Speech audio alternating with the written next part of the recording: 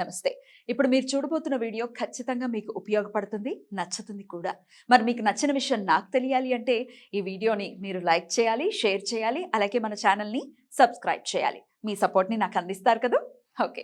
ఇప్పుడు వీడియోని స్టార్ట్ చేద్దాం. నమస్తే, వెల్కమ్ టు అవర్ ఛానల్. నేను పద్మిని. ప్రస్తుతంతో పాటు ప్రముఖ ఆధ్యాత్మికవేత్త, ప్రముఖ న్యూమరాలజిస్ట్ లక్ష్మీ నరసింహస్వామి ఉపాసకురాలు శ్రీమతి స్రవంతి గారు మనతో పాటు ఉన్నారు. మాట్లాడతాం. నమస్తే అక్క. నమస్తే పద్మిని. అక్క, మార్గశీర్ష మాస అమావాస్య వచ్చేస్తోంది. మరొకసారి కూడా వారాహిదేవికి అలాగే శ్రీ రాజశ్యామలమ్మకి కూడా విశేష అర్చన ఉంది. మనం అనౌన్స్ చేసి ఉన్నాం. అయితే నాకు చాలా మంది కాల్స్ చేసి వాళ్ళు అడిగేటటువంటి కొన్ని సందేహాలు ఉన్నాయి. ఏ సంకల్పాల రీత్యా మనం ఈ అమ్మవార్ల హోమంలో మనం కూడా భాగస్వామ్యాలు అవ్వచ్చు? ఆ రోజున విధి విధానాలు ఏమైనా పాటించాల్సి ఉంటుందంటే, నియమాలు ఏమైనా పాటించాల్సి ఉంటుందా? మేము ఇంట్లో ఎలా జరుపుకోవాలి, అలాగే మేము రావచ్చా, ఇత్యాది ప్రశ్నలు చాలా ఉన్నాయి అక్క. ఇవన్నీ నేను అడుగుతాను. ఒక్కసారి అసలు ఆ రోజు ఏ కార్యక్రమం జరుగుతోంది అనేది ఒక్కసారి ముందుగా చెప్పి దాని తర్వాత వీటి గురించి అక్క. తప్పకుండా చెప్పుకుందాం పద్మిని. రాజశ్యామల అమ్మవారికి అమావాస్య రోజు మనం కంటిన్యూగా చేసుకుంటూ వస్తున్నాం కదా. పొద్దున పూట రాజశ్యామల అమ్మవారికి, సాయంత్రం ఏమో వారాహి అమ్మవారికి చేసుకుంటాం. అయితే ఈసారి అమావాస్య ఒకటే రోజు పొద్దున్న కూడా సాయంత్రం కూడా తిథి మొత్తం ఉంది కాబట్టి ఆ రోజే ఇద్దరికి చేసుకుంటున్నాం అనమాట. మీరేం చేస్తారు అంటే, గోత్రనామాలు ఇచ్చిన వాళ్ళందరూ కూడా పొద్దున్నే లేచేసి చక్కగా మీ స్నానాదికాలన్నీ ముగించేసుకొని పూజ స్టార్ట్ అయ్యేటప్పుడు మీరు అర్చన చూస్తూ ఉంటారు కదా. అర్చన చూస్తుంటే మీకు అర్థమవుతుంది ఏం చేస్తున్నారు అనేది. ఎలా చూస్తామంటే, రెడ్ టీవీ భక్తిలో లైవ్ లైవ్ వస్తుంటుంది. మీరు కొంతమంది లింకులు కూడా సారీ అక్క, ఇంటరప్ట్ చేస్తున్నందుకు మళ్ళీ మర్చిపోతాను ఇది చెప్పడం.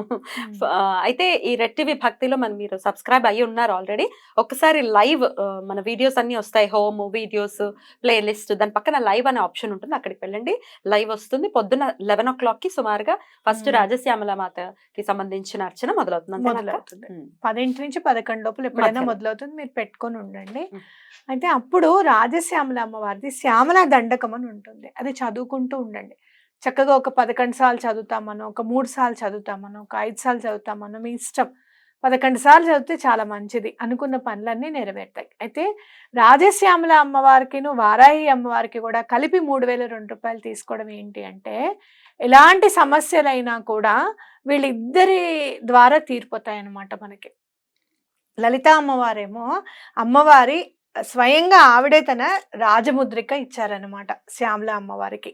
అనామికట ఆ రాజముద్రిక పేరు. అంటే అసలు పేరు కూడా పెట్టలేమన్నమాట దానికి. అనామిక అంటే పేరు పెట్టలేని, పేరు పెట్టలేనిది, నామం లేనిది అని. నామం ఎందుకు పెట్టలేము, ఇంకా పేరు పెట్టలేము, ఏం పెట్టాలో కూడా అర్థం కాదన్నమాట. అంత మంచిదని మనకు అర్థం అవుతుంది. అలా ఆ రాజముద్రికనిచ్చి ఆవిడ మొత్తం పరిపాలన అంతా కూడా నువ్వు చూసుకోమని చెప్పి అమ్మవారికి అప్పచెప్పారనమాట. అలాగే వారాహి అమ్మవారికి ఏంటి, దండనాథ ఆవిడ, మహాసేన. కాబట్టి ఆవిడ దగ్గర ఏంటంటే మనకి భూ సంబంధ విషయాలన్నీ కూడా మీరు చూసుకుంటే, అమ్మవారిని చూసుకుంటే వారాహి అమ్మవారిని చూస్తే అదేంటి రోకలి, అలాగే నాగలి, ఇవన్నీ కూడా ఉంటాయి.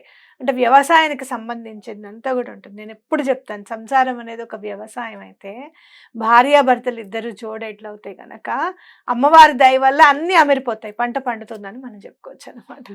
కాబట్టి అలా రాజశ్యామల అమ్మవారిదేమో శ్యామల దండకం చదువుకోండి. వారాహి అమ్మవారిది అత్యంత శక్తివంతమైన నామాలు 12 నామాలు. అవి చాలా పవర్ఫుల్ అనమాట. ఎట్లా అంటే పంచమ్యై నమః అంటే ఆవిడ మొత్తం 12 నామాలు చెప్పండి అక్క, సో దట్ వాళ్ళు నోట్ చేసుకుంటారు. మనం కూడా స్క్రోల్ చేద్దాము. ఆ టైంలో ఇప్పుడు వరాహిదేమో సాయంత్రం జరుగుతుంది. ఎప్పుడు మొదలవుతుంది అక్క? సాయంత్రం 6కి స్టార్ట్ అవుతుంది. 6కి స్టార్ట్ అవుతుంది. ఆ 6కి స్టార్ట్ అయినప్పుడు ఈ నామాలు చదువుకోవచ్చు. ఒకసారి ఇప్పుడే చదివేస్తాను. ఓం విఘ్నేశ్వరుని పాదపద్మములకు నమస్కరిస్తూ ఆ అమ్మవారివి 12 నామాలు. ఓం పంచమ్యై నమః, ఓం దండనాథాయై నమః, ఓం సంకేతాయై నమః, ఓం సమయేశ్వర్యై నమః, ఓం సమయ సంకేతాయై నమః, ఓం వారాహ్యై నమః, ఓం పౌత్రిణ్యై నమః, ఓం శివాయై నమః, ఓం వార్తాళ్యై నమః, ఓం మహాసేనాయై నమః, ఓం ఆజ్ఞాచక్రేశ్వర్యై నమః, ఓం అరిగ్నై నమః. ఇవి 12 నామాలు. అసలు చూడు, నామాల్లోనే మనకు అర్థమైపోతుంది అనమాట ఏం అమ్మవారు మనకి ఏం చేయగలుగుతారు. మీరు శ్యామలా దండకం చదివేటప్పుడు లాస్ట్లో తుభ్యం నమః అంటే ఎవ్వరు లేరమ్మా మాకు, నువ్వే అన్నిటికంటే నువ్వే చెయ్యాలి అని చెప్పి అమ్మవారిని మనం శ్యామలా దండకం గురించి కూడా మనం ఎక్స్ప్లెయిన్ చేసుకుంటుందాము, ఒక ఎపిసోడే చేయాలి దాని గురించి. అయితే ఈ అమ్మవారు ఎంత ఈజీ అంటే ఈ 12 నామాల్లో వారాయి అమ్మవారు మనకి ఏం చేయగలుగుతారు అనేది క్లియర్గా అర్థమవుతుంది. పంచమాత్రిక కాబట్టి ఆవిడ పంచమి అయిన మహా. మనం ఎప్పుడు కూడా 5 సంఖ్య చాలా తొందరగా బెనిఫిట్ పొందుతుంది, అందరికీ కూడా యూజ్ అవుతుంది ఈ 5 సంఖ్య అని చెప్పి మనం చెప్పుకుంటూ ఉంటాం. కాబట్టి అమ్మవారు ఎలాంటి వారినైనా కూడా ఎలాంటి వాళ్ళకైనా కూడా అమ్మవారి అనుగ్రహం లభిస్తుంది అని చెప్పి చెప్పుకోవచ్చు ఆవిడ పంచమాత్రిక కాబట్టి. అలాగే మనకి దండనాదాయ నమః అంటే ఆవిడ సేనందరినీ తీసుకొని వెళ్ళి దండిస్తుంది అనమాట.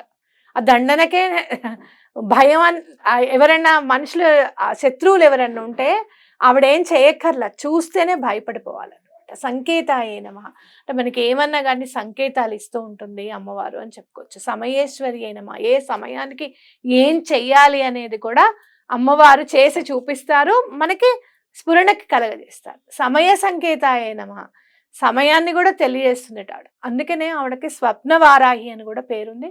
స్వప్నంలో ఖచ్చితంగా ఆవిడ దర్శనం ఇస్తుంది అడిగితే. నాకు మొన్ననే నాకు ఇది వచ్చింది అనమాట, దండం పెట్టుకున్నాను అమ్మవారికి. అమ్మ ఈ పని అవుతుందంటే కనుక నాకు ఇంకా అమ్మవారికి కూడా నేను దండం పెట్టుకున్నా, అందరికీ దండం పెట్టుకొని మీలో ఎవరో ఒకడు నాకు కలలో కనిపించండి, నా పని అవుతుంది అని చెప్పి నేను అనుకుంటాను, సంతోషంగా ఉంటాను అనుకుంటే వారాహి అమ్మవారే ఇంత పెద్ద స్టాచ్యూ మనకి హోమంలో ఒకసారి కనపడ్డారు చూడు నామం పెట్టి, నేను బొట్టు పెడితే అదే బొట్టు హోమంలో కూడా వచ్చింది. అది అలాంటి స్టాచ్యూనే కనబడింది అనమాట నవ్వుతూ అమ్మవారిది. అమ్మ నాకు ఇంకా పని అయిపోతుంది అని అమ్మవారిని అడగల, అమ్మ నువ్వు కనపడమని నేను అడగల, మీలో ఎవరు కనపడితే అంటే అమ్మవారు ముందే కనపడ్డారు చూడు. అంటే ఎంత తొందరగా అమ్మవారు పలుకుతారు, మనకి క్షిప్ర ప్రసాదిని అని చెప్పుకోవచ్చు అనమాట. అలాగే వారాహి నమః అమ్మవారిని ఆవిడ అవతారంతో రూపంతో మనం పూజించుకుంటున్నాం. అలాగే పౌత్రిణ్యే నమః ఆవిడ కళ్ళు చాలా ఇంపార్టెంట్ అనమాట. మనం చూడంగానే ఫస్ట్ అమ్మవారిని చూడంగానే మనకి కళ్ళ మీదకి వెళ్ళిపోతుంది దృష్టి అంతా కూడా. అలాగే శివాయ నమః అంటే శివుడికిను ఆవిడకి భేదం లేనిది అని మనం చెప్పుకోవచ్చు. అలాగే మనకి మహాసేన, ఆవిడ మనం ఏ పనులు చేసినా కూడా మన ముందుండి ఆవిడ మనం నడిపిస్తారు అని చెప్పి అర్థం. మనకంటే ముందు ఎవరన్నా ఉంటే ఆ ధైర్యం డిఫరెంట్ గా ఉంటుంది, అవునా కదా? మాకు వాళ్ళు ఉన్నారు అనే ధైర్యము చాలా హ్యాపీగా అనిపిస్తుంది. అలాగే ఆజ్ఞా చక్రేశ్వరి నమః మనకి ఏదైతే 7 చక్రాస్ ఉన్నాయో ఆ 7 చక్రాస్ లో ఆజ్ఞా చక్రేశ్వరి ఇక్కడ ఉంటుంది అనమాట. అందుకనే మీకు అమ్మవారి సాధన మొదలు పెట్టిన తర్వాత కళ్ళు మూసుకోగానే ఫస్ట్ అమ్మవారి రూపం కనపడుతుంది, ఉడ్డంగి మూసుకోగానే వాళ్ళు అమ్మవారే కనపడతారు అనమాట వెంటనే. అలాగే అరిజ్ఞై నమః ఎటువంటి శత్రువులు లేకుండా చేస్తుంది అనమాట అమ్మవారు. మీరు శత్రువులు అనేసరికి మనం అందరం ఏమనుకుంటాము అనంటే ఇవిడ చాలా ఉగ్రస్వరూపిణి కదా, శత్రువులు సంహారం చేస్తుందేమో. అంత కాదు, శత్రువులు ఎక్కడో లేరు, మనలోనే ఉంటారు. మన అరిషడ్ వర్గాలే శత్రువులు అనుకోవచ్చు. లేదా బయట కూడా చాలా మంది మనం ఎంత మంచిగా ఉన్నా కూడా వాళ్ళు మరి అసూయ పడతారో, లేకపోతే మనం చూస్తే వాళ్ళకి ఇష్టమే ఉండదు, జన్మ వైరమే ఉంటుందో చెప్పలేము. ఒక్కొక్కసారి పాముకి కప్పకి ఏమిటి చెప్పు, కానీ కుక్కకి పిల్లికి ఏమంటుంది జన్మ వైరం అనమాట, అంతే, ఇంకేం చేయలేం దాన్ని. అలాంటి జన్మ వైరాలు కూడా తొలగింపజేస్తుంది అమ్మవారు అని చెప్పి మనం చెప్పుకోవచ్చు అనమాట. కాబట్టి ఎలాంటి పని అవుతుంది అని అంటే మీకు ల్యాండ్ ప్రాబ్లమ్స్ ఏమన్నా ఉన్నా కూడా క్లియర్ చేస్తారు అమ్మవారు. అలాగే ఫైనాన్షియల్ ప్రాబ్లమ్స్, ఆర్థిక ఇబ్బందులు క్లియర్ చేస్తారు, మీకు ఆరోగ్యాన్ని ఇస్తారు, శత్రువుల్ని తొలగింపజేస్తారు, శత్రువులే మిత్రువులు కూడా అవుతారు. ఒక్కొక్కసారి బాగా దెబ్బలాడుకున్న వాళ్ళు కలిసిపోయి ఫ్రెండ్స్ అయిన వాళ్ళని కూడా నేను చాలా మందిని చూశాను. అలాంటి సందర్భాలు కూడా మన జీవితంలో రావడానికి అవకాశం ఉంది. భూమికి సంబంధించి ఎటువంటి వివాదాలు, ఏ వివాదమైనా కూడా మిమ్మల్ని మోసం చేయాలనుకున్న వాళ్ళు ఎవ్వరు మోసం చేయలేరు అమ్మవారిని ఉపాసిస్తే, అది మాత్రం ఖచ్చితంగా చెప్పగలుగుతాను నేను. ఓకే, ఇంకో 2-3 ప్రశ్నలు ఉన్నాయక్క. వివాహం కోసం కానీ సంతానం కోసం కానీ అమ్మవారిని ఆశ్రయించొచ్చా అని అడుగుతున్నా. వివాహం కోసం నీకే తెలుసు, అసలు ఎక్కడో కాదు మా ఇంట్లోనే అయ్యిందని చెప్పి కూడా ఖచ్చితంగా చెప్పుకోగలుగుతా. ఫాస్ట్ గా ఆశ్చర్యం అనిపిస్తుంది. ఇప్పుడు కూడా ఒక్కొక్కసారి కూర్చుంటే గబగబా నేను రూమ్ లోపల నుంచి నడుచుకుంటూ వచ్చేసి నువ్వు సంకల్పం చెప్పు అనడము, అసలు 2 నెలల లోపలే మళ్ళీ అమావాస్య రాకుండానే విత్ ఇన్ 1.5 month వర్క్ అయిపోవడం మనం చూసాము. ఇంకెందుకు అక్క, మీ చెల్లెలకి పెళ్లి చక్కగా అయిపోయింది. ఇప్పుడు అయిపోయింది. చెప్పొచ్చు కదా. చెప్పొచ్చు.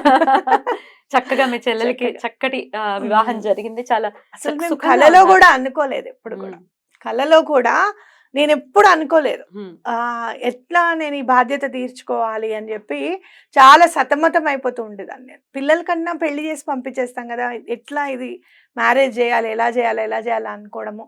అసలు సంకల్పం చెప్పుకుందాం, మనం ఎందుకు చెప్పుకోకూడదు అని చెప్పి ఆ రోజు వచ్చి సంకల్పం చెప్పించడం, విత్ ఇన్ 1.5 month లో అయిపోవడం. ఇక అమ్మవారు ఎలా చేశారు, ఏం చేశారు అన్నది అది అనుభవైక వైద్యం అంటారు చూసారా, మీరు అనుభవించండి, తప్పకుండా మీకు తెలుస్తుంది అనమాట. విషయంలో సంతానం గురించి కూడా 2-3 మనకి లాస్ట్ టైం కట్టారు, వాళ్ళకి ఒక రూట్ దొరికిందమ్మా అని చెప్పి కాల్ చేశారు.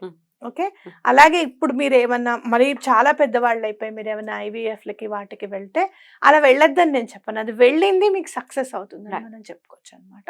ఒక్కొక్కసారి సడన్ గా అయిపోయినా కూడా మనం చూస్తూనే ఉంటాం. తప్పకుండా ఇవన్నీ కూడా ఖచ్చితంగా పనులు అవుతాయి అని మనం చెప్పుకోవచ్చు. రాజశ్యామల అమ్మవారికి పూజిస్తే ఏంటి అని అంటే మీకు ఆఫీస్లో ఎలాంటి ఇబ్బందులు ఉన్నా కూడా తొలగింపజేస్తారు అమ్మవారు. అలాగే మీ మీద ఎవరైనా అజమాయిషి చెలాయిస్తున్నారు, అనవసరంగా మిమ్మల్ని ఏడిపిస్తున్నారు అంటే కూడా ఆవిడ అవన్నీ కూడా ఆపగలుగుతారు. మీకు మంచి ప్రమోషన్ ఆగిపోయింది, మంచి హైక్ ఆగిపోయింది శాలరీలో, మీరు ఏదైనా ఈ శాలరీ కాక ఇంకో శాలరీకి వెళ్ళాలనుకుంటున్నారు, దానికి కూడా తప్పకుండా మీకు అవుతుందన్నమాట. బ్యూటిఫుల్. ఇక ఈ బ్లాక్ మ్యాజిక్ లో ఇవన్నీ తాట తీసేటటువంటి పరిస్థితి ఖచ్చితంగా ఉంటుంది. అస్సలు ఎంత రిలీఫ్ వస్తుందంటే అంత రిలీఫ్ వస్తుంది పద్మిని. కనీసం మీరు ఇప్పుడు ఒక్కొక్క ఫ్యామిలీస్ ఎట్లా ఉంటాయంటే మాకు మార్నింగ్ లేస్తూనే ఏదో ఒకటి అసలు పని చేయబుద్ధి కాకుండా ఊరికేనే ఉండాలనిపిస్తుంది, షాప్కి వెళ్ళ బుద్ధి కాదు, మాకు బిజినెస్ చేయబుద్ధి కావట్లేదు, ఇలాంటి వాళ్ళందరూ కూడా ఇప్పుడు చక్కగా ఉన్నారు అనమాట. అసలు మనం అందులో చదివేటప్పుడు కూడా చాలా బాగా దగ్గరుండి నేను రాయడం కూడా అలానే రాస్తాను, దుష్టగ్రహ బాధ నివారణ, దుష్ట ప్రయోగ బాధ నివారణ అని చెప్పి రాస్తాం. తప్పకుండా అమ్మవారి దగ్గర ఎటువంటి పరిస్థితుల్లోనూ మీకు ఆన్సర్ దొరుకుతుంది అని చెప్పుకోవచ్చు. రైట్. సో ఈ సమస్య ఆ సమస్య అని కాదు, మా జగద్రక్షిణి, అందులో ఎటువంటి సందేహం లేదు. మన సమస్యలు ఒక్కొక్కసారి అరే మీరు చదవలేదు సంకల్పం అని అంటే అమ్మవారికి తెలియదు, అమ్మవారు ఇక్కడే ఉన్నారు. ఆవిడకి ఖచ్చితంగా సంకల్పాలు ఖచ్చితంగా చదువుతాం. ఒకవేళ అనుకున్నప్పటికీ మీరు చక్కగా కార్యక్రమాన్ని వీక్షిస్తూ కూడా వాళ్ళ సంకల్పాలు చెప్పుకోవటం కూడా చేసుకోవచ్చు. ఎంత మనం చేసుకోవచ్చు. స్వంత ఇల్లు కొనుక్కోవాలనుకునే వాళ్ళు కూడా తప్పకుండా మీరు చేసుకోవచ్చు. భూమికి సంబంధించిన కూడా తప్పకుండా, అంటే సొంత ఇల్లు లేదు, భూమి ఉంది ఆల్రెడీ కట్టడానికి మాకు కావట్లేదు, లోన్ శాంక్షన్ కావట్లేదు, ఇలాంటి వాళ్ళు కూడా తప్పకుండా అలా ఇల్లు కట్టుకున్న వాళ్ళని కూడా మనం చూసాం కదా. మేము ఇవాళ వెళ్ళాము, నెక్స్ట్ రిజిస్ట్రేషన్ కూడా అయిపోయింది నెక్స్ట్ మంత్ అని చెప్పి చెప్పారు కదా. అట్లా నియమాలు ఏం పాటించాలక్క ఆ రోజు? నియమాలు, మీరు ఏమన్నా తినకుండా ఉండగలిగితే తినండి, అన్నం తినకుండా ఉంటే మంచిది. ఎందుకంటే సాయంత్రం మనం చేసుకుంటాం కదా వారాహి అమ్మవారికి, మనం కూడా అన్నం బిన్నుకునే విధంగానే పంపిస్తాం శారీస్. Of course. రైట్ అక్క, చాలా బ్యూటిఫుల్ గా ఎక్స్ప్లెయిన్ చేశారు. థ్యాంక్ యూ సో మచ్ అక్క. అక్క చెక్ రెమెడీ గురించి కూడా చాలా మంది అడుగుతున్నారు అక్క, చెప్దాం, తప్పకుండా చెప్దాం. మరొక్కసారి వివరంగా చూపిద్దాం. ఈ అమావాస్యకి ఆ రెమెడీనే ఎలాగో ఆ రెమెడీ ఫాలో చేస్తారు, అది చెప్తాం అక్క. నెక్స్ట్ ఎపిసోడ్ లో అది ఉంటుంది, వీడియోని మిస్ అవ్వకండి. రైట్ అక్క, thank you so very much అక్క. నమస్తే.